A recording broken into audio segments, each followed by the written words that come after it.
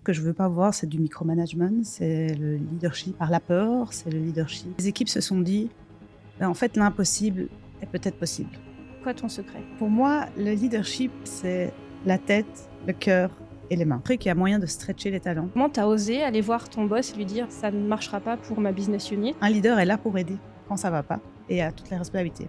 Et de voir à quel point c'était important pour eux de me voir aussi vulnérable. Parfois, il faut donner l'opportunité et puis le mouvement se fait. Ton parcours, c'est ta capacité à avoir conscience de qui tu es. On se rend jamais assez compte de l'impact qu'on a en tant que leader. Et On a besoin d'être inspiré, de se rendre compte que c'est possible en fait. tous les soirs où je rentrais chez moi, la seule chose que je me demandais, c'était qui pense que je vais apprendre l'allemand.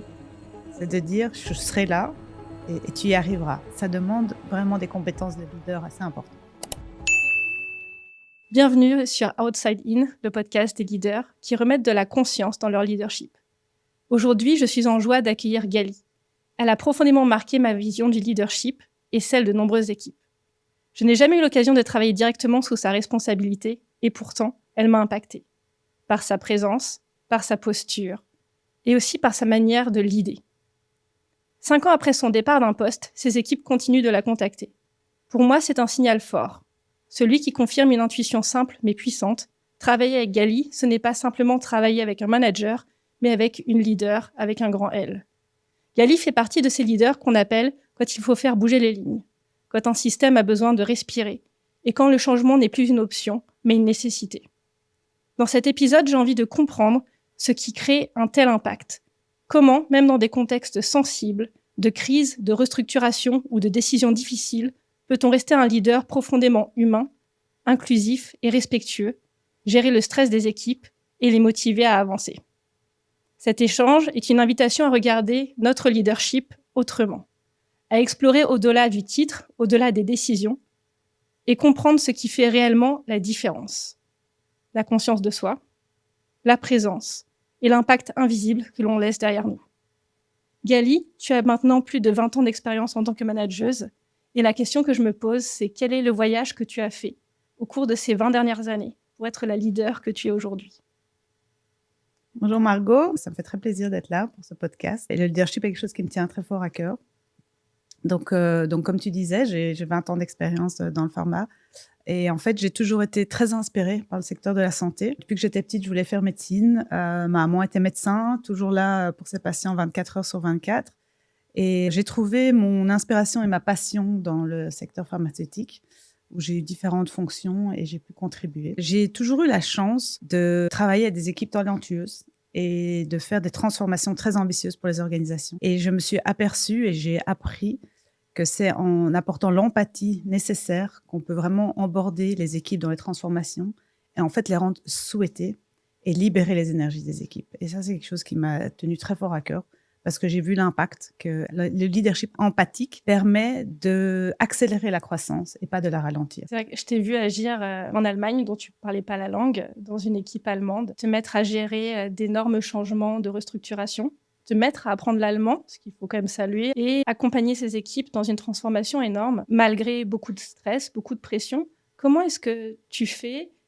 Alors oui, l'accent français peut aider parfois, mais comment est-ce que tu as fait pour créer cette énergie et cette synergie dans ton équipe à cette époque pour amener un changement qui a été aussi durable et qui continue de rayonner même après ton départ? Je te dirais que cette transformation et mon arrivée en Allemagne, ça a été la transformation qui a le plus grand impact sur moi parce que ça a défini mon leadership. Donc, comme tu dis, je suis arrivée en Allemagne avec ma famille, je parlais pas allemand, je connaissais pas l'organisation, c'était une nouvelle société, je connaissais pas la culture et l'environnement était sous pression. Donc, notre produit principal perdait le brevet, la pression était au maximum dans les équipes, il y avait vraiment beaucoup d'incertitudes et je me suis retrouvée face à deux choix. Première, c'était de lancer la transformation, de prendre les décisions, de la diriger, de l'accélérer, avec le risque de perdre les équipes, de créer de l'incertitude, de créer du stress.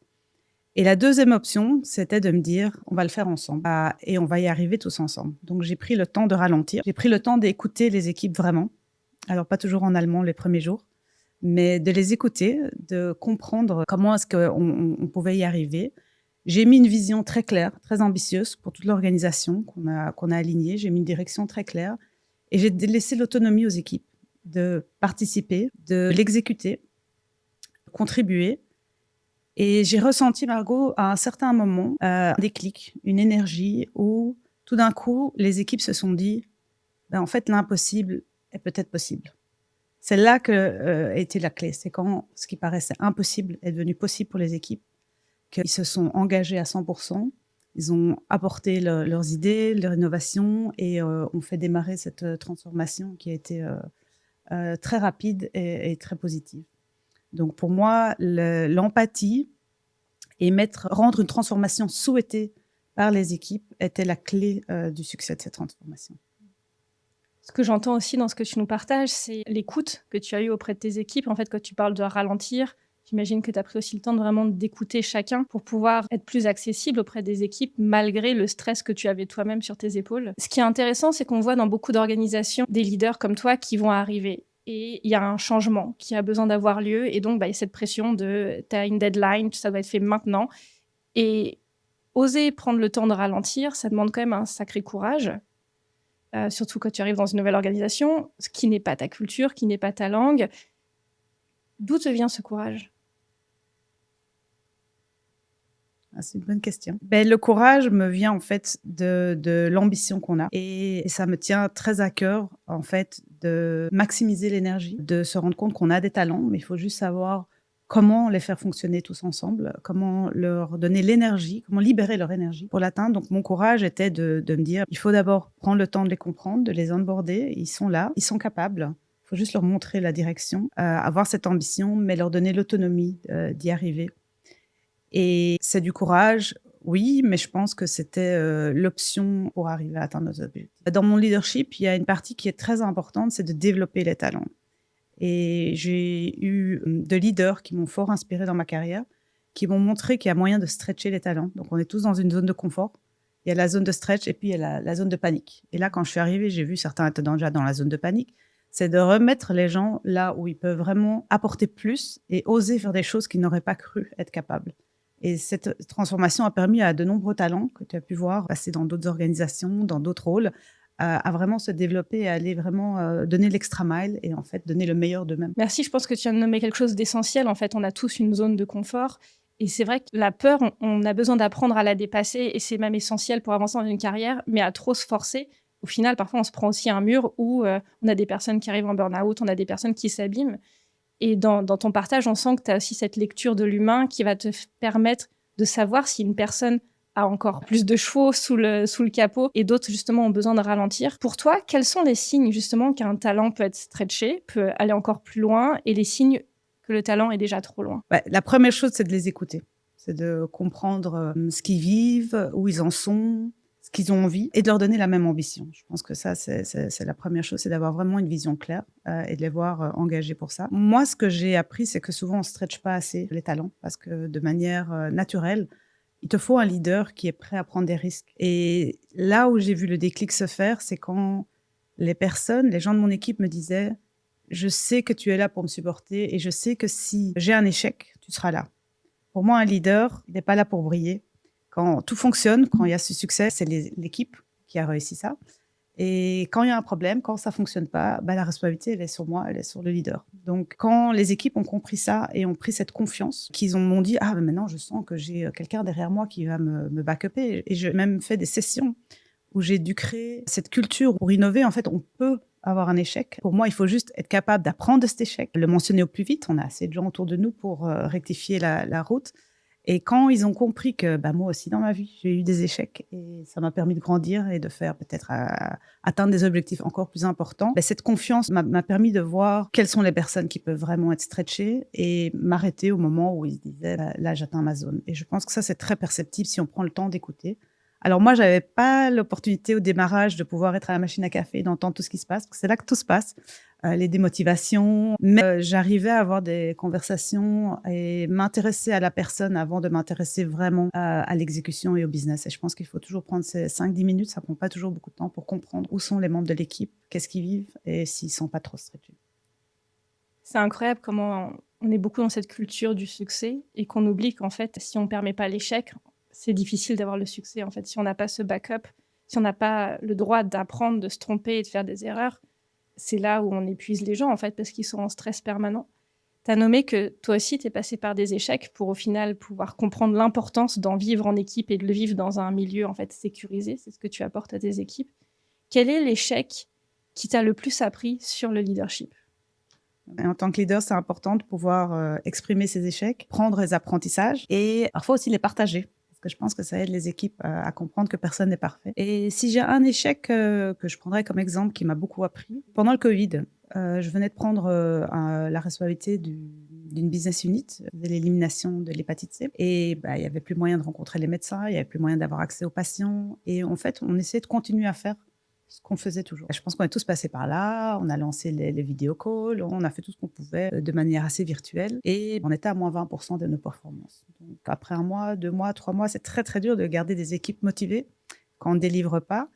Et là, l'échec, je dirais, c'était de dire le haut là, en fait. Ça n'ira pas comme ça, les choses vont pas revenir et on va droit dans le mur, en fait.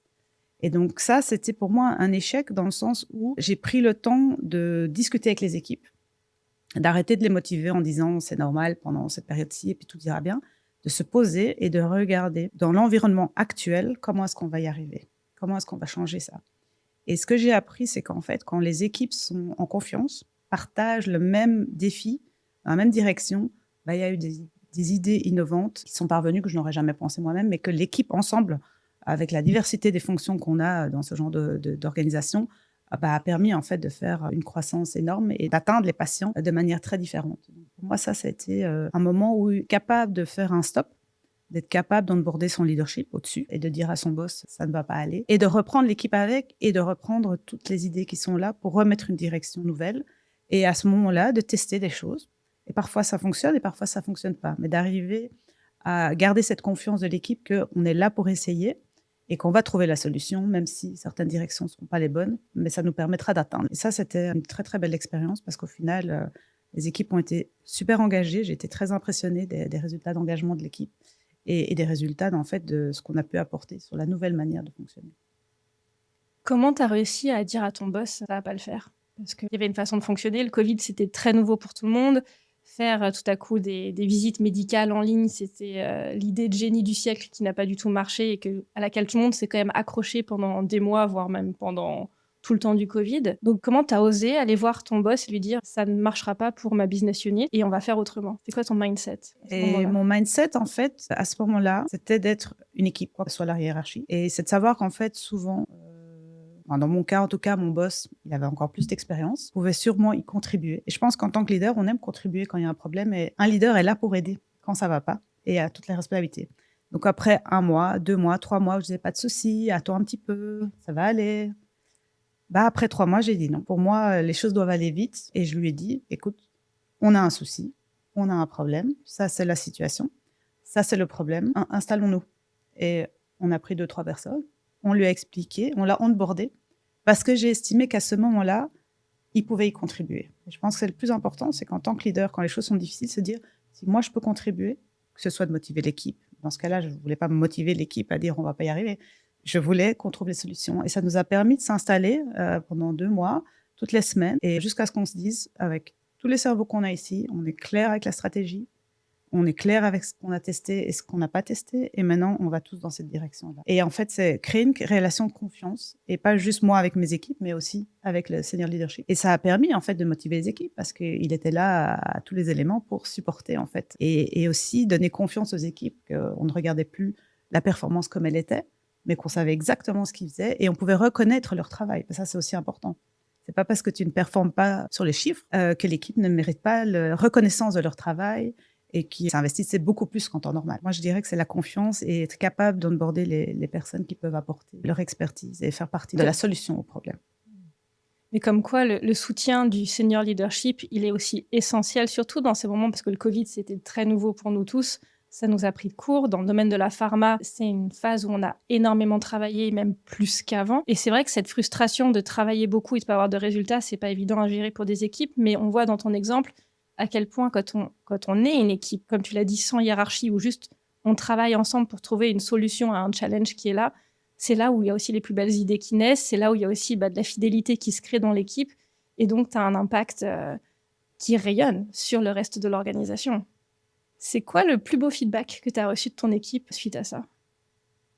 Le plus beau feedback que j'ai reçu de mon équipe, c'était que je parlais très bien allemand. Après 2 ans, même pas, d'apprentissage de l'allemand, qui est quand même une langue pas facile. Ouais, non, dans cette situation-là, les motiver, préparer mes discours en allemand et de voir à quel point c'était important pour eux de me voir aussi vulnérable et de se dire, en fait, tu m'inspires super fort en allemand, alors que, tu te souviens, mon allemand était en progression.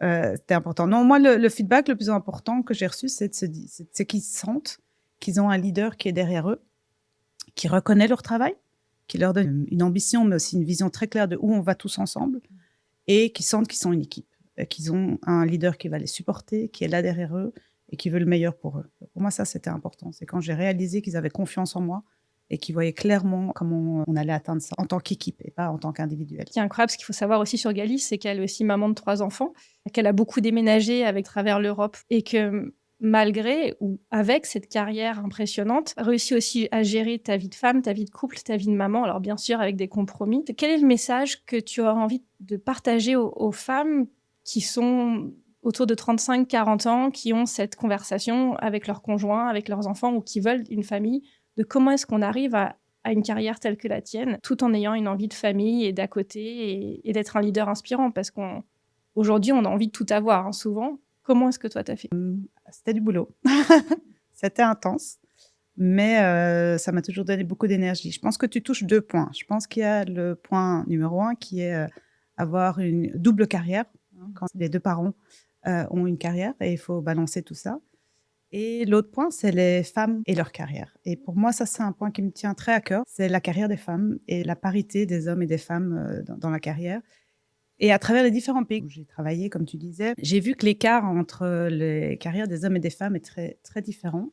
Et parfois, s'écartait même plus dans certains pays. Et moi, ce que j'ai découvert en Allemagne, c'est que j'avais énormément de talents femmes qui ne voulaient pas accepter les promotions que je leur proposais. Donc, elles faisaient un travail incroyable. Et je me disais, mais à chaque fois que je propose à une femme talentueuse, elle ne prend pas le rôle. Donc, j'ai essayé de comprendre. Et un des points était exactement ce que tu mentionnes, c'était la balance. Est-ce que je vais être capable de gérer ma vie privée? Est-ce que je vais être capable de gérer mes enfants ou mes obligations? Et ça, c'était ce qui bloquait. Donc moi, j'ai envie de dire, de un, à ces femmes de garder leur ambition et de clarifier ce qui est possible et de vraiment évaluer et prendre parfois un peu de risque et se dire, je vais le faire et puis les choses se mettront. Et je le ferai pas, je vais pas me comparer à d'autres, mais j'arriverai à balancer les deux, à m'organiser. Je vois énormément de femmes qui sont très efficaces, très rapides aussi. Donc de un, qu'elles gardent leur ambition et qu'elles posent plus de questions sur les rôles qu'on leur propose et sur comment est-ce qu'elles peuvent y arriver. Parce que je pense qu'en discutant et en clarifiant le rôle, et en mettant un peu plus d'alignement, il y a toujours moyen. Et de deux, j'ai envie de dire aux leaders de donner l'opportunité aux femmes. Parce que je pense que les femmes ont besoin d'être un petit peu poussées. Et parfois, quand elles ont l'opportunité, j'ai vu qu'elles y arrivaient. Donc moi, je n'ai pas poussé à prendre, j'ai expliqué.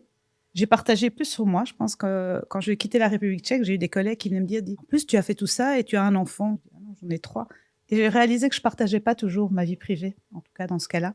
Et donc, je me suis dit, je vais leur dire les choses. Comme ça, ils voient des exemples de gens qui arrivent. Quels sont pour moi les moments importants où je dois être avec mes enfants et les moments importants où je dois être avec mon boulot? Qu'est-ce que je délègue? Qu'est-ce que je ne fais plus? Et comment est-ce que tout ça, en fait, se met bien? Et ça leur permettait. Et j'ai eu une femme qui m'a dit, voilà, moi, je veux bien prendre ton rôle, mais être au cours de danse de ma fille, c'est ce qui est critique. Et c'est le mercredi à 4 heures. Je montrais l'autonomie que je donnais, la flexibilité et l'impact que je voulais qu'elle ait dans le rôle. Et la première a accepté. La deuxième, je me suis retrouvée avec une équipe 80% féminine. Et donc, j'ai vraiment vu que parfois, il faut donner l'opportunité et puis le mouvement se fait. Donc, j'ai envie de dire, allez-y. Et je fais aussi partie d'un mouvement qui s'appelle Women for CEO, qui est un mouvement en France avec 400 hommes et femmes qui veulent vraiment accélérer la parité des leaders au niveau de postes de direction, de postes de CEO. Et je rencontre énormément de gens, énormément de solutions, énormément de discussions où on voit justement des gens qui ont été bloqués, qui ont atteint un plafond de verre. Et ça permet aussi d'avoir ces discussions et d'accélérer la carrière. Donc, je veux juste dire, il faut en parler et il faut retrouver des solutions. Oui, ce que tu as beaucoup fait aussi, c'est que tu as autorisé des femmes qui travaillaient sur un temps partiel à accéder à des postes de leader et de manager, alors que ça ne se faisait pas forcément. Et il y a encore beaucoup d'entreprises qui partent du principe que si tu n'es pas à 100%, ça ne va pas le faire, alors que tu l'as prouvé et qu'on le sait, c'est que ce n'est pas parce qu'on est à 100% qu'on travaille 100%. Certains vont travailler 50% et d'autres 150%. Et ce que tu m'avais partagé, moi, qui m'a beaucoup marqué, c'est que tu as dit c'est pas le temps qui compte, c'est la qualité qu'il y a derrière. C'est aussi, comme tu le disais tout à l'heure, est-ce qu'on a un but qui est clair? Est-ce qu'on a une ambition d'équipe qui est claire? Et donc, quand chacun sait quel est son rôle et ce qu'il a à faire, là, on peut s'en fiche en fait du nombre d'heures que la personne travaille. On veut le résultat. Et je crois qu'on est en France très fort, et en Allemagne aussi, c'était le cas, très attaché à notre temps plein, et qu'un temps plein compte. Il faut qu'une personne travaille son temps plein, sinon... et en fait, c'est des fausses croyances qu'on a besoin de déconstruire. Ouais, je pense que c'est un point important. Je pense que moi, j'ai la chance d'avoir un mari qui me supporte beaucoup et souvent me pousse à me dire, il n'y a aucun problème, tu vas y arriver, là où moi, j'y crois pas du tout. Et je peux te dire que la première fois qu'on est parti de la Suisse vers la République tchèque, je me dis, comment je vais prendre un poste de CFO en République tchèque? Sans problème pour toi, on va y arriver, toi, tu y arrives sans problème. Donc, parfois, j'ai eu besoin qu'on me rende un peu cette confiance. Et donc, j'ai la chance de l'avoir à la maison avec mon mari. Mais je pense, en effet, pour moi, c'est important l'impact qu'on a dans son rôle et qu'on mesure l'impact. Et donc, dans cette transformation, je pouvais montrer à des femmes talentueuses l'impact qu'elles avaient et qu'elles pouvaient avoir ce rôle-là et qu'on délègue et qu'on a des équipes qui sont très contentes de faire le travail et que c'est pas une question d'horaire et que si un enfant est malade, on y arrive, on trouve des solutions. Mais en fait, il faut être dedans pour y arriver. Et parfois, je leur disais, prends le rôle, si dans 6 mois, tu n'es pas contente, tu reprendras ton ancien rôle. Et elles se rendaient compte qu'en fait, il n'y avait pas de souci. Après, il y a toujours cette confiance aussi dans l'organisation, dans les leaders. Donc, quand j'ai commencé à faire ça et j'ai donné le rôle à une femme qui a travaillé 80%, personne ne s'est rendu compte de ça parce qu'elle était super organisée, qu'elle arrivait à le gérer, mais personne ne voyait qu'elle n'était pas là, ces 20%-là. Et l'impact qu'elle a donné était énorme. Donc ça, ce sont des choses, je pense, qu'on doit communiquer plus, le montrer et donner aussi beaucoup de confiance pour que ces femmes osent faire le premier pas. Et je vais te raconter une histoire très personnelle parce que ça paraît très facile aujourd'hui quand on voit où je suis. Mais quand j'étais en Belgique, enceinte de mon 2e fils, j'ai été promue à 7 mois au comité de direction pour un rôle dans une nouvelle fonction. En fait, j'étais à 7 mois et je m'étais dit, moi, je suis un peu sur un modèle automatique, je ne suis pas pressée de revenir, j'allais refaire mon job que je faisais déjà depuis 3-4 ans. Et là, le directeur général me propose ce job et ça m'a paru un courage énorme de proposer à quelqu'un qui est enceinte de 7 mois, une équipe qui était dysfonctionnelle, et alors j'allais partir en congé de maternité. Et ça m'a ouvert énormément les yeux. Donc, j'ai tout de suite pris l'opportunité. Ça m'a apporté beaucoup d'un point de vue leadership, mais qu'un leader me donne cette opportunité m'a aussi changé la manière dont moi je gère les gens. Et j'ai vu que, en fait, on a des blocages, on a des injonctions. Et je ne sais pas d'où ça venait, mais pour moi, ça me paraissait impossible de prendre un nouveau rôle en retour de congé de maternité. Comme quoi, en fait, c'est à nous de faire les changements qu'on a envie de tester, en fait. Enfin, incarne le changement que tu veux voir dans le monde, comme nous dirait Gandhi. Ce qu'on voit dans ta carrière à toi, c'est que tu as eu autour de toi des gens qui ont vu le changement capable à travers toi, que ce soit ton mari, que ce soit tes managers, tes mentors qui t'ont soutenu et qui t'ont donné des opportunités et qui ont eu envie d'œuvrer autrement, en fait, qui sont sortis des guidelines, qui sont sortis de ce que tu devrais faire ou de ce qu'on pense qu'on devrait faire et qui t'ont choisi pour tes qualifications aussi bien intellectuelles que humaines, que tout ton background et ton savoir. Et c'est là où je me dis, c'est à nous d'être un peu plus courageux en tant que manager, en tant que leader dans nos choix et d'ouvrir la voie vers d'autres chemins pour tester, en fait. Comme tu le dis, au pire, qu'est-ce qui se passe? Dans 6 mois, tu reviens à un autre poste ou tu changes de business unit. En fait, la vie, c'est le mouvement. Et c'est à nous de décider quel mouvement on a envie de tester, en fait. Et ça, je trouve ça vraiment fort dans ton partage, en fait, de voir à quel point ton network et les gens qui t'ont entouré sont aussi une clé essentielle au succès que tu as réussi à manifester et donc à l'impact que tu as aujourd'hui. Tu as une sacrée carrière dans plusieurs pays, donc tu as eu aussi pas mal de différences de culture à gérer, de différences managériales. Quels seraient les styles de management que tu ne veux plus voir aujourd'hui ? Moi, j'ai eu la chance de travailler des leaders qui m'ont inspirée. Je peux les compter sur les doigts de la main. Mais ces leaders-là, ils m'ont permis de prendre confiance en moi, d'oser, et ils m'ont changé, en fait. Ils ont fait la personne que je suis aujourd'hui. Et je suis toujours en contact avec chacun d'eux, parce que c'est des gens qui t'apportent énormément. Donc, pour moi, ce que j'aimerais, en fait, c'est qu'on se rende compte que le leadership est critique. Et il n'est pas inné, et pas tout le monde a envie d'être leader, en fait. Et je vois certaines organisations qui n'ont pas toujours cette balance entre l'expertise et le leadership qu'ils recherchent. Et pour moi, ce que je ne veux pas voir, c'est du micromanagement, c'est le leadership par la peur, c'est le leadership par l'autorité. Je pense que c'est vraiment important aujourd'hui, et je crois vraiment dans l'empathie du leadership. C'est d'être empathique, c'est de se mettre dans la peau des autres, c'est d'arriver à comprendre l'impact qu'on a en tant que leader et comment maximiser cet impact. Et ça, pour moi, c'est quelque chose qui est très important. Quand tu parles d'empathie, il y a des personnes pour qui c'est pas du tout inné ou c'est pas quelque chose qu'on apprend forcément, mais moi, je suis persuadée que tu peux progresser sur plein de sujets. Pour quelqu'un qui aujourd'hui aimerait progresser dans son leadership et donc avoir plus d'empathie, peut-être de connexion, quelqu'un qui est peut-être un peu introverti, quelle est la première étape qu'il pourrait faire pour se rapprocher de son équipe? Donc, je pense que l'empathie démarre par la connaissance de soi. Donc, déjà, prendre du temps, parce qu'on est dans une course effrénée à la performance et à plein de choses. Prendre le temps de se comprendre, de se connaître et d'être capable de se poser 3 questions. Est-ce que mon équipe veut me suivre? Est-ce que je donne de la clarté dans la direction où on va? Est-ce que mon équipe se sent supportée par moi? Est-ce que mon équipe va oser? Ce sont des questions que je me pose régulièrement et je pense qu'elles sont importantes si on veut être un bon leader, que les équipes ont confiance dans son leader, ont clarté dans la direction et sont capables d'oser parce qu'elles se sentent supportées. Ça, pour moi, ce sont 3 points importants. Une chose que je fais régulièrement et que je recommanderais à tout le monde, c'est prendre le temps de la réflexion. Moi, chaque semaine, je prends le temps de m'élever et de vraiment prendre la réflexion de ce que j'ai fait sur la semaine en tant que leader et pas en tant qu'opération et autre action. Et je me pose 3 questions. Souvent, je fais ça le vendredi, fin de la semaine. Je me pose la question, où est-ce que j'ai démontré du leadership? Est-ce qu'il y a des endroits où j'ai été trop dans l'opérationnel? Et quelles sont les personnes que j'ai influencées? Et je pense qu'on ne se rend jamais assez compte de l'impact qu'on a en tant que leader. Et c'est vraiment important d'apprendre à se connaître et à faire la réflexion pour pouvoir continuer en fait à augmenter son impact sur les gens. Merci pour ces questions, parce que je crois qu'au final, on peut que progresser là où on se mesure. Et avec ce genre de questions, en le faisant régulièrement, on se rend compte de notre évolution et de comment on se transforme. Et ce que je trouve vraiment fascinant dans ton parcours, c'est ta capacité à avoir conscience de qui tu es, avoir conscience de là où tu as tes plafonds de verre, là où tu as tes limitations, et en même temps à voir qu'il y a autre chose qui est possible. Et tu as aussi cette intelligence-là à chercher une solution. Si on te dit c'est pas possible, c'est pas quelque chose qui te plaît en général.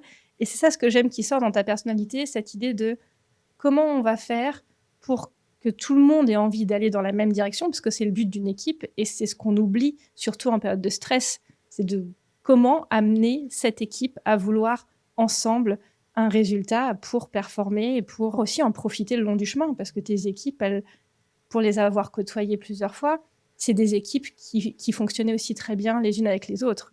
Et ça, c'est aussi une sacrée qualité de réussir à créer cette synergie d'équipe. C'est quoi ton secret? Pour moi, le leadership, je vais le simplifier, c'est la tête, le cœur et les mains. La tête, il faut une ambition collective si on veut une équipe qui va suivre. C'est le why. Simon, elle a écrit avec Start with Why. J'ai la chance qu'on travaille dans le secteur médical, dans le secteur pharmaceutique. Moi, ce qui me lève le matin, c'est d'avoir un impact sur la vie des patients. C'est de soigner, guérir des patients. Et donc, si on démarre avec une vision et une ambition collective, c'est vraiment critique pour avoir l'équipe en soi. Le cœur, c'est justement de donner la confiance aux équipes. Une culture de confiance, les comprendre, se mettre à leur place, être capable de les aider. Et les mains, c'est d'avoir une exécution de grande discipline pour pouvoir justement performer. Donc pour moi, il y a beaucoup de choses dans le leadership qui résident sur la confiance. Quand les équipes ont confiance, qu'elles soient dans n'importe quel département, elles vont aller toutes dans la même direction, elles vont s'entraider. Et pour moi, ça, c'est la magie, c'est quand cette énergie se libère à travers les équipes et qu'elles ont une énergie, une ambition, et ça va dans une sphère très positive, ça se démultiplie en fait. Ça veut donc dire qu'à partir du moment où tu arrives à avoir un pourquoi assez impactant, tu viens créer comme une énergie collective, en fait, une synergie de groupe qui va permettre à tout le monde d'avancer et même, envie de dire, se réaliser en fait dans ses fonctions. Parce que de ce que tu nous partages, c'est avoir un pourquoi fort, comprendre l'individu et permettre à l'individu de se réaliser en lui laissant le choix et aussi lui proposer de prendre ses responsabilités, parce que on n'en a pas encore parlé, mais parfois il y a des individus qui ne sont pas à la bonne place dans l'entreprise. Et donc, c'est aussi accompagner ces individus à prendre conscience qu'un changement est nécessaire pour eux comme pour l'entreprise. J'ai l'impression que c'est quelque chose que tu arrives à faire grâce à ce pourquoi qui est très fort chez toi, en fait. Que ça soit de demander à une personne de quitter l'équipe ou à une nouvelle personne d'arriver. C'est des choses que tu arrives à faire avec, je vais dire, presque une certaine simplicité parce que c'est clair à l'intérieur de toi. Je pense qu'il faut être capable d'expliquer toujours les raisons. les équipes sont capables de comprendre et s'il y a ce why, vers où on va tous ensemble et comment est-ce qu'on va pouvoir l'atteindre. Les décisions difficiles aussi se comprennent. Mais il faut une certaine transparence et une clarté dans ce qu'on fait. Et il faut aussi toujours garder le calme. Je pense qu'un leader doit rester calme et être capable d'exprimer les décisions, quoi qu'elles en sont, si les équipes comprennent qu'on est toujours dans la bonne direction et qu'on va toujours y arriver ensemble. Et je pense que chacun peut contribuer s'il a sa bonne place. Pour moi, c'est essentiel que tu sais pourquoi tu agis. Dans ces cas-là, on a envie d'y aller. Tu parlais de cet espace où tu œuvres dans ce groupe de Women for CEO. Donc, c'est une organisation, c'est une association. C'est une association. Et c'est une association où tu as dit qu'il y avait des hommes et des femmes, ce qui peut paraître surprenant pour le titre. Qu'est-ce que tu apprends dans cet espace et qu'est-ce que tu as envie de partager de ce que tu vis dans cet espace? Women for CEO, c'est un mouvement qui a été créé il y a 3 ans et j'apprends beaucoup de choses. D'abord, je rencontre des gens incroyables, des gens qui ont la même volonté de changer le monde, d'arriver à donner la place. En fait, on se coupe de la moitié des talents en ne supportant pas et en aidant ces femmes d'oser et de se développer. Et j'apprends que c'est assez complexe. Il y a des choses que les femmes peuvent faire, que les hommes peuvent faire, qu'on peut faire tous ensemble. Et clairement, je vois beaucoup d'histoires de gens qui ont atteint le plafond de verre, qui l'ont dépassé, mais je pense qu'en en parlant, il y a beaucoup de choses qui aident et il y a beaucoup de blocages. Déjà, l'ambition d'une femme, être capable de s'aligner et de l'exprimer, être capable de faire son réseau, être capable d'avoir des hommes qui sponsorisent les femmes, qui comprennent qu'il faut leur donner des opportunités, qu'il faut les aider, qu'elles ont d'autres besoins peut-être que le reste des talents. Et donc, je rencontre des gens incroyables qui veulent vraiment faire changer. Et je vois aussi beaucoup de gens qui sortent de certaines réunions et qui, demain, je fais un changement dans mon organisation, on n'est que des hommes. Maintenant, j'ai compris, il y a ça, ça et ça que je peux faire. Donc, il y a beaucoup de choses qu'on peut encore faire et qu'on ne fait pas. La seule chose qui est toujours surprenante pour moi, c'est qu'on a besoin de KPI. Les organisations qui mettent en place des KPI, qui poussent, ça évolue. Moi, je voudrais que ça devienne naturel, de se dire comment est-ce que je peux faire pour que certains talents avancent et prennent ces postes et enlèvent leurs barrières, en fait. Et donc, on apprend aussi beaucoup à mettre en place un parcours pour ces femmes, pour les aider à enlever les barrières. Et chacun a d'autres besoins. C'est très personnel, en fait. C'est quoi les barrières les plus courantes que tu vois pour que les femmes accèdent à ces postes de CEO ou de board member? La première, c'est que souvent, on voit des femmes qui ont besoin d'avoir atteint 100% des compétences, si pas 150%. Et donc, avant ça, elles n'avanceront pas et elles attendent. La deuxième chose, c'est la peur de balancer la vie privée, la vie personnelle. Il y a plus d'inquiétude, il y a beaucoup plus peut-être moins de clarté pour elles, de se rendre compte qu'en prenant un autre poste, on délègue certaines choses, on ne demande pas d'en faire plus et qu'elles peuvent avoir un autre impact. Et la troisième chose, c'est je pense que les femmes ne sont pas toujours aussi proactives dans leur réseau et dans les sponsors. Et donc, elles perdent certaines opportunités. Et donc, c'est aussi aux femmes de reprendre ou de s'autoriser à avoir plus confiance en elles. Je pense qu'on parle de parité. Pour moi, j'ai envie de parler aussi de complémentarité parce que, comme tu dis, les femmes et les hommes ont chacun des compétences différentes. Et pour moi, c'est vraiment aller voir quelle est la complémentarité de la femme et de l'homme, en fait, dans la co-création des équipes, dans la co-création d'une stratégie, d'un marketing, d'une évolution de produit. On gagnerait vraiment, quand on a une équipe où il n'y a que des femmes ou une équipe où il n'y a que des hommes, à aller chercher l'autre pour avoir un avis qui va être forcément différent, mais qui va peut-être pouvoir ouvrir d'autres portes, comme tu l'as donné avec ton exemple pendant le Covid, où tout à coup, quand on met tous les cerveaux ensemble, on a autre chose qui se crée. Et vraiment, aller chercher cette complémentarité, ça me semble vraiment essentiel aujourd'hui. Tu as nommé qu'en sortant de certaines réunions, tu as des hommes qui te parlent de faire des changements directement dans leur entreprise. C'est quoi le point qui leur donne envie de faire un changement et d'avoir plus de femmes tout à coup à certains postes clés? Je pense qu'une des choses qui résonne fort, c'est le point que tu as mentionné, c'est que les femmes apportent une autre perspective et que parfois, on perd vraiment une perspective importante. On perd un grand pool de talents. Cette diversité est très riche parce que c'est un engrenage où, quand on a un environnement que masculin, il y a vraiment des perspectives qu'on n'a pas. Et inversement, quand je me suis retrouvée avec une équipe très féminine, il me manquait cette perspective masculine. C'est quoi le point de douleur, en fait, au final, qui va faire dire à certains leaders, à certains managers, « Ok, maintenant j'ai compris et j'ai envie qu'il y ait plus de femmes dans mon organisation ». En fait, ils réalisent que les femmes ne sont pas toujours les premières à postuler. Donc, en fait, ce que j'entends souvent, c'est « mais on n'a pas de femmes à ce genre de poste parce qu'il n'y a pas de talent féminin prête à prendre ce poste ». Et puis moi, ce que je vois de l'autre côté, dans Women for CEO, c'est un pool de talents incroyables de femmes qui sont prêtes à prendre des postes. Donc, ce qu'on se rend compte, c'est qu'en fait, une femme ne va pas toujours postuler, ne va pas toujours se sentir capable de le prendre et a besoin encore ce support dans les organisations d'avoir un sponsor, d'avoir quelqu'un qui lui dit prends ce job. Moi, j'ai entendu même des gens qui avaient proposé le poste à une femme et qu'elle disait non. Il a fallu lui demander 3 fois pour qu'elle dise oui. Donc, c'est prendre le temps de comprendre qu'est-ce qui bloque, qu'est-ce qui sont les peurs, comment on donne de la clarté sur le poste, sur comment la personne comment cette femme peut réussir dans ce poste. Et donc, il faut encore être plus proactif à chercher les femmes dans l'organisation, les aider à avoir un réseau, à avoir des sponsors dans l'organisation et leur donner les opportunités. Pour moi, au final, il faut leur donner ces opportunités. Elles les prendront, même s'il faut parfois insister, et les choses vont se décanter. Après, ce que je trouve intéressant, on voit souvent sur les réseaux sociaux de l'humour en fait autour des hommes versus les femmes, où l'homme qui a même pas le tiers des compétences d'un poste va postuler et y aller l'ego gonflé en disant de toute façon je vais y arriver et avec cette confiance, même pas forcément une arrogance, ça va être juste une confiance de je vais m'en sortir. Et la femme à côté à qui il va manquer l'avant-dernière ligne qu'elle parlait pas parfaitement, la 3e langue demandée, va se dire non je l'ai pas donc j'y vais pas. À ton avis, qu'est-ce qui fait que les femmes sont tellement dans cette non-conscience d'elles-mêmes et non-conscience de leur potentiel? Je ne sais pas si elles ne sont pas conscientes de leur potentiel, mais c'est la peur de ne pas avoir toutes les qualifications et d'être à 100%. Moi, je pense que ça vient de l'éducation. Je pense que ça vient de beaucoup d'injonctions. C'est la place qu'a eu la femme, de la manière on veut être la bonne élève, on veut avoir la reconnaissance de son boss. Donc, on doit se changer aussi dans certaines choses.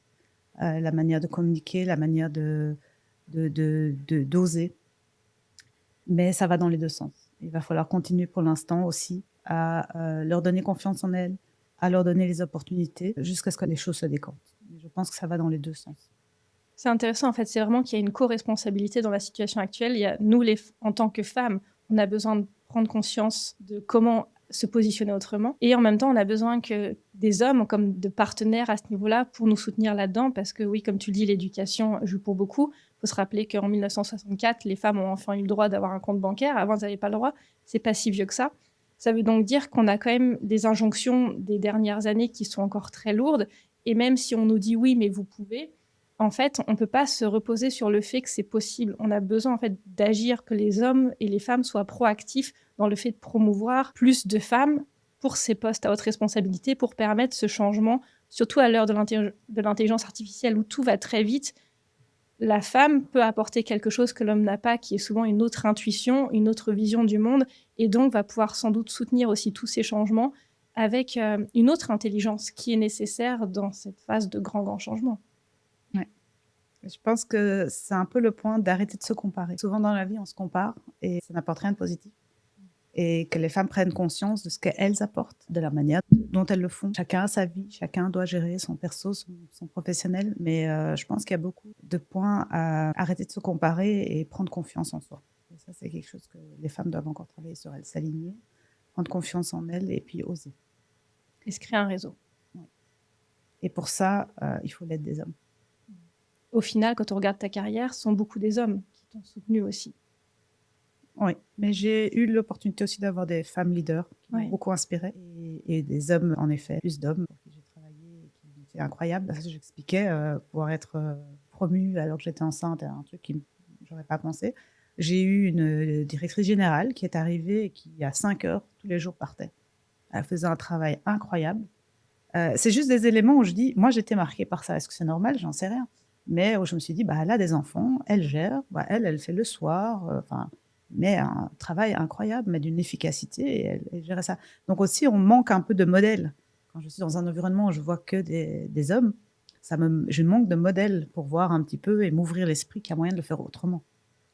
Mais il y a des femmes, il y a de plus en plus aussi d'hommes qui laissent leur carrière de côté pour leurs femmes. Donc les choses existent au niveau très mineur et ça ne permet pas de donner assez d'influence pour les femmes et de permettre d'avoir assez de rôle modèle, je dirais. Ce que je retiens aussi de notre échange aujourd'hui, c'est que c'est important d'avoir des gens qui nous inspirent. Comme toi, tu m'as inspirée par toute ta façon de manager pendant le Covid et avec tes équipes et tous les changements que tu as amenés. On a besoin d'être inspiré, de se rendre compte que c'est possible. En fait, quand je t'ai vu avec tes 3 enfants, pas parler la langue, dans un nouveau pays, tout gérer, et en fait, c'est possible. Et c'est possible sans bosser 500 heures par semaine. C'est possible de trouver un équilibre. Alors bien sûr qu'il y a des sacrifices, mais c'est possible. Et on a besoin d'exemples comme ça. On a besoin d'exemples comme toi qui en parlent de oui, c'est possible. Parce qu'on a besoin de l'entendre pour s'autoriser et donc sortir de ce schéma qui reste encore quand même très classique et majoritaire que la femme va plus facilement sacrifier sa carrière. Alors, on met souvent ça sur le compte de la rémunération. Mais pour moi, la rémunération, c'est un peu une fausse histoire. En fait, quand on se dit oui, c'est parce que mon mari gagne mieux que moi que je sacrifie ma carrière, je pense que c'est la raison facile de ne pas pousser plus loin ce plafond de verre qu'on se met nous-mêmes. Je pense que toujours un point important, c'est les leaders pour lesquels on a la chance de travailler. Et moi, je te dirais que quand je suis arrivée en Allemagne, si j'avais pas eu le leader que j'avais, qui croyait en moi, qui m'avait engagée sans me connaître, qui m'a amenée dans une situation complètement différente, mais qui a eu les moyens de me donner confiance, de me montrer l'impact que j'avais. C'est un peu mon miroir aussi, parce qu'au début, c'est pas toujours évident. Ça m'a beaucoup apporté. Je suis pas sûre que j'aurais pu le faire avec n'importe qui. Parce que je peux t'assurer que le premier mois où j'étais en Allemagne, tous les soirs où je rentrais chez moi, la seule chose que je me demandais, c'était qui pense que je vais apprendre l'allemand? Qui pense que je vais y arriver? Quand je suis arrivée en Allemagne, je me dis, maintenant, je vais apprendre l'allemand, en plus de gérer les enfants, le déménagement. Et je me disais, mais le comité de direction m'a dit, tu n'y arriveras pas si tu ne parles pas allemand. C'était très clair. Mais je me disais le soir, mais qui a pensé comment mon leader pourrait croire que je vais apprendre l'allemand? Donc, il faut des gens qui prennent justement, te sortent de ta zone de confort, qui te donnent des défis avec un grand stretch, mais qui ne te mettent pas dans la zone de panique. Et c'est là le leader a son rôle. Je pense qu'on revient au début de la discussion. C'est de dire, je serai là et tu y arriveras. Ça demande vraiment des compétences de leader assez importantes. Et puis, ce qu'il a fait aussi dans ton arrivée, il t'a aidé avec des choses qui peuvent sembler toutes bêtes, comme trouver un club de foot pour ton fils.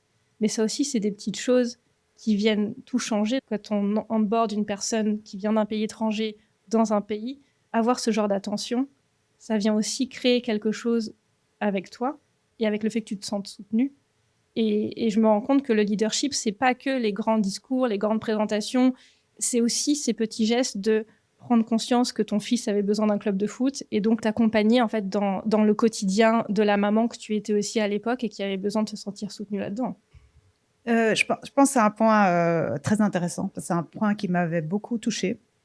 C'est qu'en tant que leader, tu veux que ton membre de ton équipe donne le meilleur d'eux-mêmes. Et pour ça, c'est important de parfois prendre le temps de demander comment va la personne. Je pense que c'est pas toujours quelque chose qu'on fait.